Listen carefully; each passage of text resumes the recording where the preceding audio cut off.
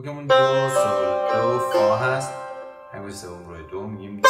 اون دو سی لا سول، راست راست چپ راست چپ، سول از سی ضرب اومد،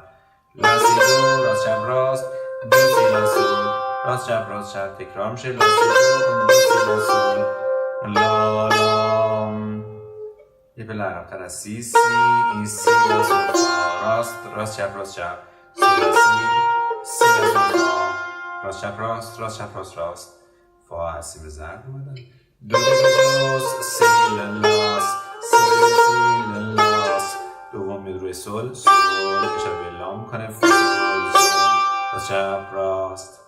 انگشت سوم از دو میگیم دو سی لا سول، راست چپ سول از سی به ضرب، لا سی دو راست چپ راست، دو سی لا سول، راست چپ تکرار میشه، لا سی دو، دو سی لا سول، لا ریز میگیریم. حالا تیکه حرامزاده یا تحریر ساربانگ رو داریم، لا سی لا،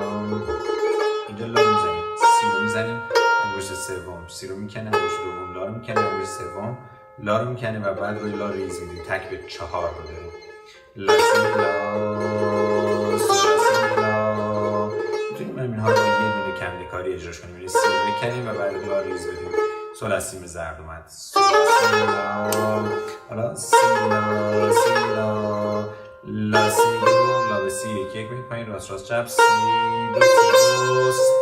راست چپ راست دو سی، همین کار تکیه 4 روی دو اتفاق میفته، دو رو میزنیم، بعد انگشت سوم دو رو میکنیم، بعد انگشت دوم سی رو میکنیم، بعد انگشت سوم سی رو میکنیم و بعد ریز میدیم، سی دو سی لا سی دو راست چپ همین، لا به سی یک سی دو سی لا، حالا از سول سی راست چپ هم سی لا سی باز به سی هم تک به 4 رو اجرا میکنیم، پنجه پرستو دو راست چپ راست سی دو را میخواد اشاره میکنه به لا، لاس از سی همین مضراب، سی لا، دوم میاد رو سول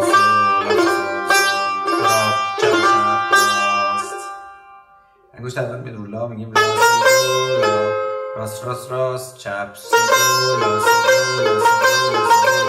تدریج تون میشن، مضرابا راست چپه. انگشت اول میاد رو سی لاس، لا به سول اشاره میکنه، لا همین کار برای سول اتفاق میفته، راست چپ راست انگشت اول یک میاد روی لا راست چپ راست، دو راب راستن، سی اشاره به لا میکنن، سی انگشت اول سی دو راب چپ راست، دو اینجا دوره سیره، چون کنار اشاره ها نقطه گذاشته، ما اشاره ها رو با مضرب چپ خیلی خفیف میزنیم، دوره سیره لا دو سی لا. حالا از سول همین مضرب سول سی انگشت اول لا سی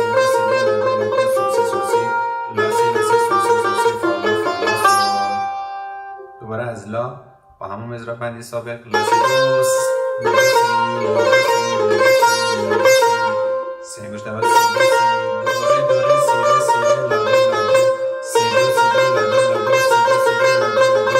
سی انگشت اول سی دوره لا